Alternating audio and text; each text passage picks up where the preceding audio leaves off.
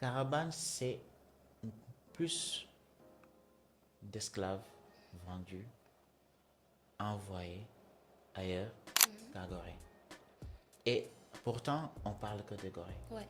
Caravane, pourtant, a eu à être un entrepôt d'esclaves. Donc, c'est une histoire tragique qui s'est jouée là-bas et de façon très longue. Et Caravane aussi, tu vois, tu as la possibilité de palper l'histoire des guerres entre les populations autochtones, surtout les Diola, et la colonisation. Par exemple, tu as une tombe assez particulière d'un lieutenant, d'un capitaine de l'armée coloniale française qui a été tué par les Diola en 1836 et qui a été enterré vivant. Ouais. Les gens, ils confondent Casamance et Ziguinchor. Casamance, c'est une région naturelle Ok. composée de trois parties. La Casamance haute, qui est la région administrative de Kolda, la Casamance moyenne, qui est la région administrative de Sédhiou, et la basse Casamance, qui est la région de Ziguinchor. Alors là, j'en apprends des choses. Voilà, Ouais. tu vois. Ouais. Et Ziguinchor, c'est Bignona aussi et Ziguinchor en tant que département administratif. Par exemple, tu vas à Iwol, c'est un village perché à 800 et quelques mètres d'altitude. Déjà, pour y aller, il faut vraiment du courage et beaucoup de force physique pour gravir les 800 et quelques mètres d'altitude. Tu vois là-bas les gens, ils parlent que bédique. Le village n'a pas d'eau potable, d'eau courante. Le village n'a pas de courant. Ils cultivent ce qu'ils mangent. Ils gèrent ce qu'ils boivent. Ils ont besoin de rien. Ils sont en autarcie. Mais tu apprends, tu vois que les gens, ils sont très, très heureux. Exactement. Ils se plaignent de rien. Et ils mangent ce qu'ils ont. Limite, ils sont autonomes de façon pour l'alimentation et tout. Donc, tu vois que ces gens-là, ils sont heureux de ce qu'ils ont. Et, alhamdulillah, quand tu reviens, Ouais. si tu réfléchis bien, tu vas te dire que moi, j'ai pas le droit de me plaindre d'une connexion lente. J'ai pas le droit de me plaindre de l'eau du robinet. Je dois me contenter et être heureux de ce que j'ai. Bonjour à tous, bienvenue sur Ataya Podcast. Aujourd'hui, nous vous amenons en voyage à travers l'histoire et le patrimoine sénégalais. Bien sûr, le tourisme, ce n'est pas seulement visiter une ville, mais c'est aussi connaître son histoire et ses réalités. Et dans ce voyage, je serai accompagnée de Monsieur Lamine Ndiaye, historien et guide touristique passionné. Monsieur Ndiaye, bonjour. Bonjour Ada. Bienvenue sur ce podcast. Alors, est-ce que vous pouvez nous parler de vous? Oui, bonjour à tout le monde. Chaque endroit a son histoire et son patrimoine. Et moi, c'est Lemine sur les réseaux. Et mon nom, c'est Lamine Ndiaye. Et comme l'a bien dit Ada, moi, je suis un passionné. Pas juste un historien et un guide touristique. Moi, je suis un passionné de l'histoire et des voyages et des découvertes, mais de façon authentique. Donc aujourd'hui, nous allons parler d'histoire, de patrimoine et de tourisme au Sénégal. Merci. Merci. Alors, comme il l'a dit, c'est un passionné et quand la passion s'implique, le travail est bien fait. Donc, Monsieur Ndiaye, est-ce que vous pouvez nous raconter votre histoire avec le tourisme? D'où est né l'amour de l'histoire et du tourisme, l'amour des voyages? Oui, vous savez, au Sénégal, nous sommes un pays qui fait partie des pays pauvres, Ouais. on peut le dire, et un petit pays, un pays de la Teranga, mais aussi un pays qui a des trésors naturels, Ouais, mais exact. peu connu surtout de par ses propres citoyens. Et en grandissant, en étant à l'école, je me suis senti en perte. Pourquoi? Le Sénégalais, moi, mes camarades et tous ceux qui sont à mes côtés, de mon entourage, savaient peu de l'histoire du patrimoine, mais également des sites touristiques extraordinaires que le Sénégal regorgeait. Ouais. Et en grandissant, en devenant, après mon bac, j'avais beaucoup plus de facilité pour bouger en étant étudiant. Donc je me suis dit, pourquoi pas allier Internet et l'envie, la passion de découvrir, de faire découvrir son pays, à ses citoyens, mais également au monde, de les concilier et d'aller vers les voyages et les découvertes. C'est là qu'est née ma passion des voyages et de l'histoire. Donc on peut dire que c'est cette petite histoire qui m'a amené à être ça sur les Oui, je réseaux. comprends. C'est assez Ouais. intéressant, oui. Exactement. Alors, comme on dit, vous aimez l'histoire, vous Oui. aimez le Sénégal et vous aimez Effectivement. faire découvrir le Sénégal. On peut voir qu'il y en a qui aiment l'histoire, mais qui préfèrent le garder pour eux-mêmes. Oui. Donc, vous, qu'est-ce qui vous a motivé à devenir guide touristique, à faire découvrir aux autres le patrimoine sénégalais? Vous savez, une personne est là, il a une connaissance, il a des connaissances, il connaît des choses sur certains aspects de la vie, peu importe le domaine, mais imaginez-vous, cette personne, elle ne partage pas ce qu'elle sait. Ouais, Ce savoir n'a pas d'intérêt positif pour l'humanité. exactement. Donc moi, je ne suis pas dans cette catégorie. Je partage naturellement, gratuitement, mes contenus, que ça soit sur l'histoire et que ça soit le tourisme. Parce que l'histoire, le patrimoine et le tourisme ne sont pas contraires. Ils vont de pair. Par exemple, comme je te disais au début, chaque endroit a son patrimoine. Mais chaque endroit aussi a son histoire particulière. Et chaque histoire est belle à raconter. Oui. Exactement. En fait, c'est ta passion sur l'histoire influence la manière dont tu fais découvrir au monde le Sénégal, les sites Effectivement. historiques sénégalais. Effectivement. C'est assez cool comme Voilà. métier. Parce que comme vous voyez déjà, moi quand j'y vais, par exemple, je me dis qu'aujourd'hui, dans 15 jours, je dois aller en Casamance ou à Kédougou, par exemple. D'accord. Et je me dis, l'objectif, c'est de découvrir et d'aller à la rencontre des bédiques, par exemple. Au Sénégal, si tu prenais un micro Ouais. sur la route, tu interroges 10 personnes, tu leur dis, parlez-moi des bédiques. Je vous assure que 9 personnes ne vont pas connaître même qu'est-ce que c'est que Bédik. Ouais. Alors que Bédik, c'est une population ethnique qui est sénégalaise, qui habite ici, à Kédougou, qui a son histoire, sa culture très riche et très originale, conservée à travers le temps.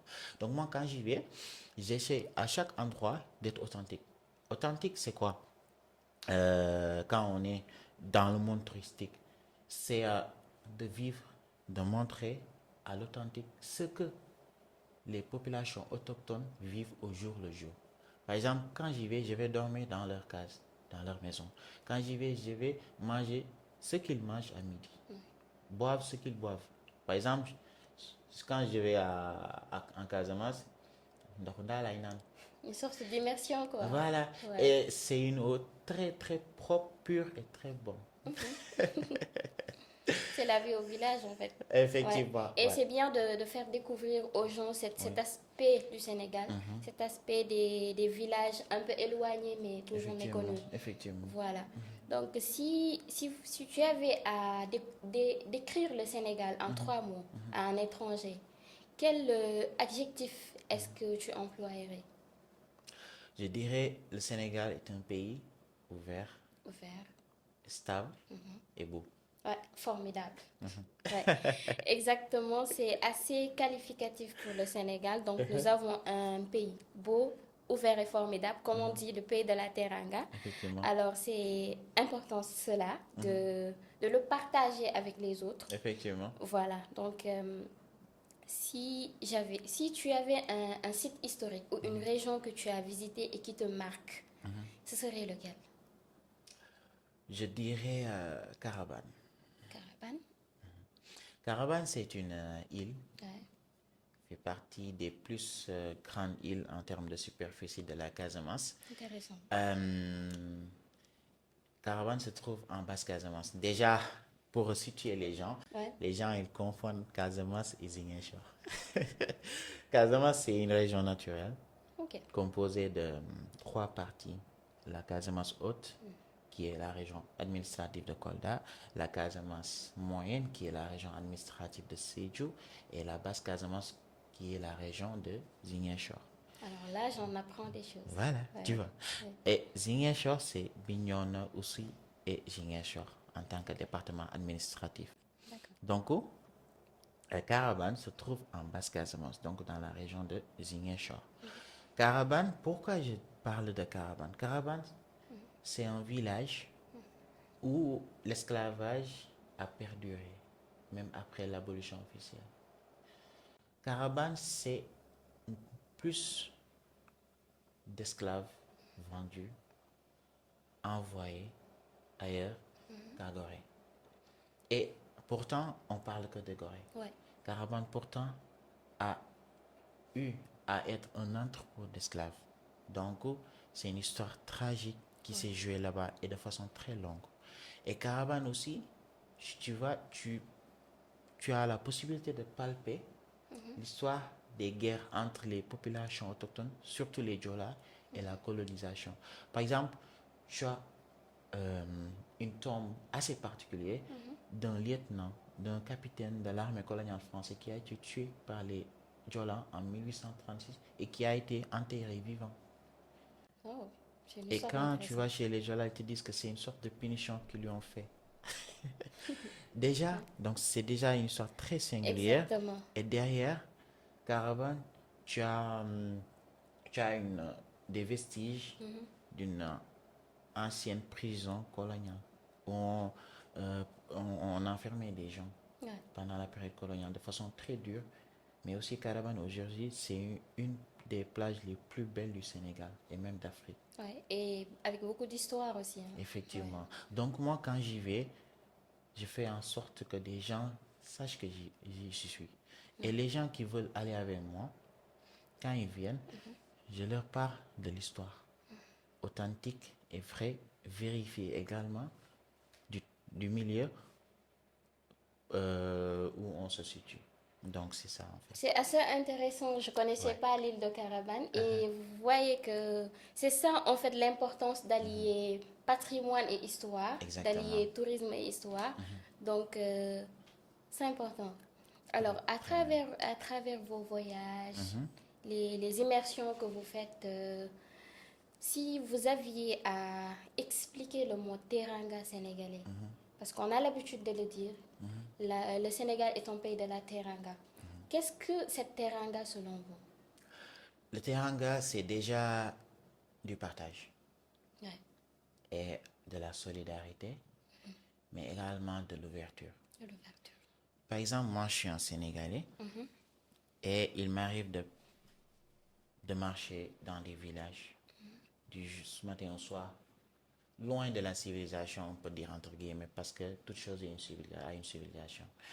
Par exemple, entre Djalang et Kagit, j'ai marché avec des amis pendant toute une journée dans la forêt de la Casamance, une très belle forêt. Des fois, tu peux marcher 2 heures de temps, tu débouches sur un village, petit village de quelques habitants, même pas 100 habitants. Et là, tu viens, tu dis salam alaikum. Ou tu dis safoul. On dit là pour dire bonjour. Après, vous échangez un peu. Après, avant même de demander quelque chose, ils vont t'apporter ce qui a mûri. Par exemple, si c'est la période des mangues, ils t'apportent de la mangue. Si c'est la période des oranges, ils t'apportent des oranges. Si tu dois loger, ils te disent que tout ce qui est mûr, tu vois, c'est pour toi, mange à ta satiété. Et ils te donnent de l'eau. Si tu veux même, tu peux dormir chez. Et ils n'hésiteront pas à te donner même leur propre lit. Et ça, je peux dire que je sais pas, mais c'est très vrai au Sénégal. Ouais. Et c'est quelque chose, voilà, c'est un sens de partage. Ouais, Et, exemple, il y a un système qu'on appelle le djatigé, par exemple, un djatigé. C'est une personne, par exemple, tu viens dans un village, tu viens dans une contrée, par exemple en Casamance, tu n'as nulle part où dormir ou manger. La première personne que tu rencontres, elle a l'obligation de te nourrir gratuitement. Par exemple, lorsque tu pars, même, tu donnes de l'argent à la personne, elle va refuser. Parce que elle le fait juste parce que tu es un humain. Peu importe que tu sois sénégalais, malien, français ou autre. Donc, cette teranga, c'est très très vrai au Sénégal. C'est le sens du partage, de la solidarité et de l'accueil et de l'ouverture.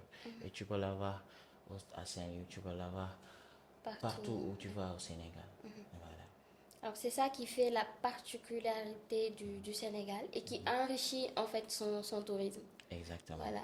Donc, tu as eu à faire beaucoup de voyages, beaucoup d'immersions. Qu'est-ce que ces voyages-là t'ont appris? Est-ce que ça a fait que tu aies une introspection sur ta propre personne? Ou est-ce que ça a changé quelque chose dans ta manière de voir le monde? L'humilité. L'humilité, ouais. Et par lors des voyages, à part des voyages, en fait, des fois tu vas, par exemple, tu vas à Iwol, c'est un village perché à 800 et quelques mètres d'altitude. Déjà pour y aller, il faut vraiment du courage et beaucoup de force physique pour gravir les 800 et quelques mètres d'altitude. Tu vois là-bas les gens, ils parlent que bédique. Le village n'a pas d'eau potable, d'eau courante. Le village n'a pas de courant. Ils cultivent ce qu'ils mangent. Ils gèrent ce qu'ils boivent. Ils ont besoin de rien. Ils sont en autarcie. Mais tu apprends, tu vois que les gens, ils sont très, très heureux. Exactement. Ils se plaignent de rien. Et ils mangent ce qu'ils ont. Limite, ils sont autonomes de façon pour l'alimentation et tout. Donc, tu vois que ces gens-là, ils sont heureux de ce qu'ils ont. Et, alhamdulillah, quand tu reviens, si tu réfléchis bien, tu vas te dire que moi, j'ai pas le droit de me plaindre d'une connexion lente. J'ai pas le droit de me plaindre de l'eau du robinet. Je dois me contenter et être heureux de ce que j'ai. Oui. Donc, c'est une sorte de voyage. Genre, pas seulement un voyage de découverte du monde, mais un voyage de découverte de soi. Exactement. Voilà. C'est pourquoi j'ai insisté sur le mot authenticité. Authenticité, Voilà. oui. C'est ça qui fait la différence. Exactement. Par exemple, quand je voyage, je ne vais pas aller loger dans un hôtel. Moi, je vais loger près de la population pour voir et comprendre. Et après, cela enrichit ma personne. Et ça me permet de développer d'autres valeurs. Voilà. C'est important. Alors, parfois, il y a beaucoup de clichés sur le Sénégal ou peut-être sur les villages reculés. Oui. Quel cliché est-ce que tu as un jour entendu et qui t'a fait rire, qui t'a dit que ouais, il fallait vraiment faire une renaissance et réexpliquer aux gens parce que là, c'est le n'importe quoi. Ouais. Je dirais que c'est la Casamance. La Casamance. La première fois que je devais y aller, quand j'ai le dit à ma mère, il m'a dit, waouh, est-ce que c'est sûr? C'est sûr, hein? Il faut pas y aller. Non, c'est rien du tout. C'est une belle région, il faut y aller, il faut découvrir sa propre nation. Et j'ai essayé, à chaque fois que j'y vais, j'essaie de montrer aux gens que là-bas, c'est la meilleure région du Sénégal, la meilleure région naturelle du Sénégal. Les gens sont très vrais, authentiques. Les gens sont très ouverts. Et c'est l'une des régions où tu as l'occasion de vivre, de contempler des paysages exceptionnels. Que ce soit en période saison sèche comme en saison des pluies. Et c'est l'une des régions où tu peux manger du matin au soir sans manger du riz. Parce que tu as tout. Ouais. Tu as tout. Naturellement, quoi. Exactement. Donc, déjà même, je vais en profiter pour inciter, pour dire aux gens que quand vous avez l'occasion, n'allez pas en voyage à l'extérieur. Prenez votre argent, prenez l'avion, le bateau, allez-y en Casamance. 3 jours, 4 jours, vous allez aimer. Exactement. Alors, c'est vrai, hein, parce que la Casamance, on a l'habitude de dire que c'est un lieu dangereux. Ouais. Voilà. Donc, c'est bien de lever ces clichés-là. C'est là-bas où tu vas sur une plage, tu vas mettre ton portable. Du matin au soir, personne ne va le toucher. Hein. Ah ouais? Je te jure. Vas-y à Cap Skirring. Ouais. Tu vas essayer, tu vas voir. Différent de Je te Dakar. jure, ouais. Ouais. Les gens sont très, c'est pourquoi je te dis, les gens sont très authentiques, très, en fait, dañu mandu. Ouais. Voilà. C'est des valeurs qu'on cultive là-bas. Voilà, en fait. c'est les valeurs qu'on Voilà. cultive là-bas. Donc, vraiment, c'est une safe place. Je comprends. Ouais. Je vois pourquoi tu aimes trop la Casamance. Ouais, c'est ma destination préférée. C'est important. Quelle anecdote ou quelque chose de drôle qui vous est arrivé là-bas et que tu pourrais partager avec nos auditeurs. Particulièrement pas de choses assez bizarres qui Oui, mais m'est marquant. arrivé. Marquant, je dirais le fait que, par exemple, les personnes, elles sont, peu importe que tu vas à Quai de Goût, à Saint-Louis, en Casamance. Par exemple, il m'est arrivé un jour à Caravane. Je suis, on a accosté sur l'île vers 12h, 13h comme ça. On se baladait comme ça sur la plage en train de marcher et de faire des visites. On dépasse une maison. On dit salam alaikum, na ngeen def affaire yooyu noonu. Après, la dame, elle nous dit venez manger. Ils étaient en train de manger ndeysaan. Et tu vois, ce partage, ça m'a Sens du touché quand partage, même. ouais. Ça m'a touché. Et par exemple, quand tu vas dans certains lieux quand même, tu vois toujours les personnes, surtout les personnes âgées, toujours ils trouveront l'occasion de te donner des conseils, mais surtout de prier pour toi. Ouais. Surtout, à chaque fois, tu vois, chaque personne, ils sont très généreux. Ouais. Ouais. C'est important aussi de les rencontrer parce Surtout, ils sont pleins d'expérience. voilà, Voilà. exactement. Et tu Ouais. apprends beaucoup à les côtoyer, hein. Exactement, Ouais, ouais. ouais. J'aime beaucoup la compagnie des anciens, Ouais. surtout pour les histoires. Oui, parce qu'ils ont beaucoup d'expérience, Surtout, beaucoup de connaissances à exactement. partager et ils sont très généreux sur ça. Voilà, surtout. Ouais. Et surtout les conseils, hein. Les Oui, conseils sont inestimables. d'accord. C'est estimable. Parce que eux, ils ont fait du chemin. Donc, c'est plus facile pour eux de voir une chose mauvaise qui peut t'arriver. Et cette personne ancienne peut t'éviter ça en te donnant des conseils, en te Exactement, disant, ah, exactement. diw, bul def lii, moytul lii, etc. Donc, c'est très intéressant et Ouais, général. Ouais. c'est intéressant. Alors, c'est assez intéressant comme parcours, comme les connaissances que tu as à partager. Oui. Donc, comme on l'a dit, vous aimez l'histoire, vous aimez le tourisme.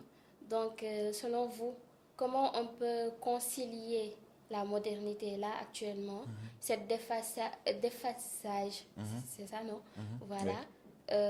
Et comment on peut concilier la modernité, le tourisme et la conservation du patrimoine et l'histoire aussi. Comment on peut faire pour que les jeunes de maintenant, du 21e siècle, plus concentrés sur le numérique, peuvent vraiment apprendre de l'histoire Oui. et conserver leur patrimoine. Très, très belle question. Très importante question aussi. Il s'agit d'une conciliation par l'adaptation. Par D'accord. exemple, c'est ce que j'ai fait avec l'histoire. Tu vois, étant enfant, jusqu'à aujourd'hui, peu de téléphones aujourd'hui au Sénégal. Tu vois des gens, toujours des personnes du troisième âge, assises sur des fauteuils, sofas, le khalam, Ouais. kereneng. Après, tu vois, les gens, ils sont là, diou, voilà là, patati patata. Certes, elles sont en train, ces personnes sont en train de raconter l'histoire, mais d'une Exactement. façon très, très, très en déphasage, pour reprendre ton mot, avec la jeunesse. Nous La sommes à jeunesse. 75% jeunes et ce qu'ils veulent. Les jeunes aujourd'hui n'ont pas l'attention. Les gens aujourd'hui peuvent difficilement être attentionnés sur une chose pendant 1 minute et plus. Ouais. Parce que Trop le de téléphone, distractions, ouais. téléphone, etc. Autant il n'y avait pas de téléphone. Par exemple, moi, quand j'étais petit, souvent il y avait la coupure d'électricité. Il y avait papa qui était là, on allumait le feu, ça regardait. Derrière, il y a le papa qui nous explique des histoires sur la joie, etc., etc. Voilà. Donc, j'ai grandi avec ça. Et Internet est venu. Et la démocratie, la démocratisation des nouvelles technologies est venue également. Il y a les réseaux sociaux qui sont nés dans les années 2008, etc. aujourd'hui. Et chacun a son compte, ses comptes sur les réseaux sociaux. Et je me Exactement. suis dit, voilà, il y a Internet. Tu as la facilité d'être sur une bibliothèque en ligne qui est en France, qui est aux États-Unis, de faire des recherches et de faire la synthèse avec ton Exact. téléphone, avec ton ordinateur, qui ne coûte pas cher quand même. C'est très abordable. Après, tu as la possibilité de les partager, hein. parce que c'est un choix. Ouais. Parce que dans un monde où la comédie est mise en avant, Ouais. il faut faire un choix si on veut éduquer et conscientiser. Parce que si une personne connaît son passé, son histoire, de façon objective, cette personne ne développera pas de complexe. Donc avec cela, c'est comme ça que j'ai commencé à partager des histoires déjà et à partager mes voyages. Donc c'est une forme de conciliation et d'adaptation pour concilier modernité et patrimoine, tourisme et tradition. Ouais. Déjà, cette question de modernité, il faut la pousser vers ces populations. Quoi, en quoi faisant? Amener l'électricité, la lumière, l'eau potable pour ces populations, améliorer leurs conditions de vie par les techniques modernes. Par les techniques modernes. Déjà, là, c'est un moyen de les donner, de les aider à être autonomes, à conserver leur culture, à vivre et travailler chez eux sans pour autant recourir à l'exode rural. Déjà, c'est concilier modernité et tourisme et tout. Et puis, ça va permettre également à faciliter les déplacements des populations étrangères et de d'autres régions pour faire des visites touristiques et découvrir d'autres régions reculées du Sénégal.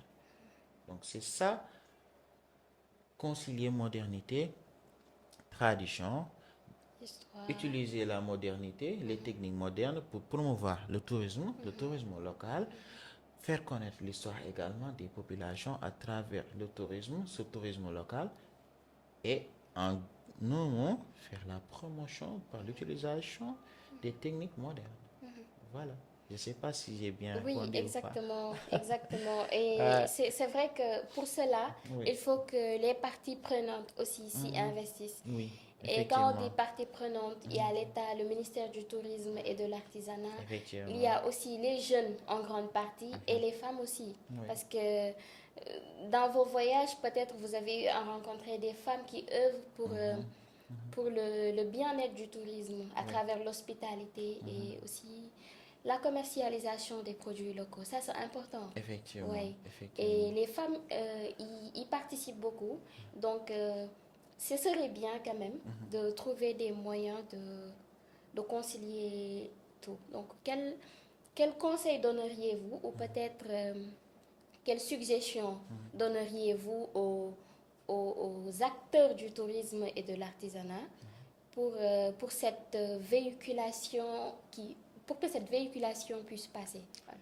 Aux acteurs de l'artisanat, du tourisme surtout, Oui, je dirais qu'il faut être... il ne faut pas être une personne opportuniste. Il opportuniste. faut rester soi-même et être objectif. Parce que on ne peut pas vouloir développer son tourisme, développer le tourisme local, faire connaître sa destination et vouloir surenchérir les prix sans aucune explication. Donc ça, il faut y veiller aux acteurs du tourisme, surtout de l'artisanat également. Après, l'État, c'est le centre. Le ministère du Tourisme, les organismes, les services affiliés doivent aller vers ces personnes, surtout les femmes. Parce que quand tu voyages à travers le Sénégal, tu vois que sur 10 initiatives économiques, commerciales, sociales, la majorité, ce sont des femmes qui l'ont fait. Oui. Ou des groupes de femmes qui l'ont fait. Exactement. Tu vas à Dionewar, tu as les femmes qui sont regroupées en organisation pour vendre des produits, exploiter les produits halieutiques Exactement. et forestières. En Casamance, tu vois les femmes dans les pharaons, les champs de riz, etc., etc. Donc, tu vois, cette chose, c'est l'État, le ministère de la Culture, le ministère du Tourisme, le ministère de la Solidarité, qui doivent aller vers ces personnes, ces femmes en particulier, les aider en les finançant, mais aussi en les montrant les chemins, les procédures, les aider sur ces procédures pour se formaliser, mais aussi pour toucher plus de monde. Parce que plus ils touchent de monde, plus ils ont une autonomie financière et à la longue, elles n'auront plus besoin de choses. Exact. Et derrière, nous, en tant que passionnés, parce que moi, je refuse d'être un acteur apparemment, je reste un passionné. Les passionnés, faites la promotion sans attendre quelque chose de retour. Faites la promotion de votre pays, faites la promotion du Sénégal. Faire une promotion, c'est mettre en exergue du contenu de qualité, en mettant en avant les populations locales, en mettant en avant les trésors naturels locaux, pour que d'autres personnes aient l'envie et le souhait noble d'aller découvrir eux aussi. Alors c'est ça, donc il s'agit de mettre en avant, de promouvoir Oui, les transformations locales que l'on fait, de promouvoir nos sites historiques et exactement. de le faire connaître aux gens. Donc c'était un voyage assez passionnant quand même et on a beaucoup appris de vous. Ouais. Donc peut-être avant de se dire au revoir pour d'autres occasions, est-ce que si tu devais résumer l'histoire du Sénégal à un étranger ou un jeune, que lui dirais-tu? Déjà, il faut que je remercie Ataya Ouais, pour l'invitation. Vraiment, c'est un honneur pour moi c'est un plaisir. et à ma modeste personne. Mhm. L'histoire du Sénégal, c'est une histoire très mouvementée, très longue, qu'on peut, qu'on peut remonter à des siècles, voire des milliers d'années. Parce que si vous allez à Sinsengayen, dans la région de Kaolack, allant vers Koungheul, Gambie, etc., vous allez voir des mégalithes, des sites très très anciens funéraires et qui dateraient minimum de 2000 ans. Ouais. Donc il y avait des gens qui habitaient là-bas au Sénégal. Et tu vas plus proche de nous, au 6e siècle, au 5e siècle, tu as les personnes qui sont en train de venir du Ghana vers le Tekrour, le nord du Sénégal. Le Tekrour, c'est devenu le Fouta. Ouais. Après, il y a les gens qui se sont focalisés là-bas parce qu'autant il n'y avait pas la technologie. Donc les gens primaient leur habitation sur les vallées parce que les vallées, tu avais le gibier, tu avais l'eau, tu avais les forêts et tout, tu avais l'eau courante. Donc, c'est pourquoi les Sénégalais, la population sénégalaise actuelle, les ethnies Wolof, Sérère, Peul, Soninké, ils se sont essaimés au niveau de la vallée du fleuve Sénégal et ont commencé à pousser vers l'intérieur du Sénégal par contraintes religieuses, par contraintes politiques, par contraintes des guerres et des sécheresses exactement. Et c'est par là qu'on commence vers les 10e, 11e, 12e à avoir le Tekro, puis l'empire du Jolof avec Ndiaye qui revient à coloniser d'autres entités, que ça soit au milieu avec le Sine et le Saloum, le Kayor, le Baol, le Jolof, le Fouta même, entre le 14e et le 15e siècle. Et puis, le Sénégal également, ce n'est pas juste le nord, mais également le sud. Parce que le Gabou, c'est en quelque sorte la Guinée-Bissau jusqu'à la Casamance, les rivières du sud, comme on l'appelait au temps de la colonisation. Les peuples du Gabou ont fait la remontée au sens contraire des peuples qui étaient au nord. Et on a les Djola, les Fouloup, etc. qui remontent et habitent cette zone.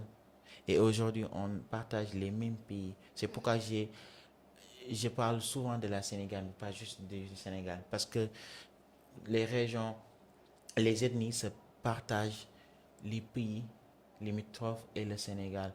Et c'est là qu'on a eu des ethnies, puis des entités, des royaumes. Et avec la colonisation, malheureusement, et l'esclavage également, nous sommes arrivés à des frontières actuelles. Ouais. Et tout Voilà. ça participe aussi à l'amélioration du tourisme parce que Ouais. ce serait bien de découvrir tous ces contrées parce qu'ils laissent Exactement. leur trace là-bas. Exactement. Donc, d'où l'intérêt de connaître son histoire, de connaître son patrimoine parce que Exactement. voilà, ça joue un rôle Exactement. important dans le Exactement. tourisme. C'est comme ce que me disait un ami qui me disait que si le Sénégalais connaît mieux son histoire, Oui, il aura le retenu de dire certaines choses parce que nous sommes exactement. tous les mêmes personnes. Exactement. Voilà, nous Exactement. parlons des langues différentes, nous sommes différents physiquement, Ouais. peut-être plus clairs que les plus noirs que l'autre, mais nous partageons les mêmes histoires. Ouais. Et même c'est cette diversité en fait qui fait la beauté du Sénégal. Ouais. Donc C'était un voyage assez riche et assez passionnant. Nous avons passé un bon moment et nous avons beaucoup appris sur le tourisme, les patrimoines culturels et historiques du Sénégal. Donc, nous remercions Monsieur Lamine Diaye d'avoir répondu à notre invitation. Merci aussi. Et c'était trop, trop bien de partager ce plateau avec vous. On vous donne rendez-vous dans un autre épisode de podcast. Bye, bye, bye.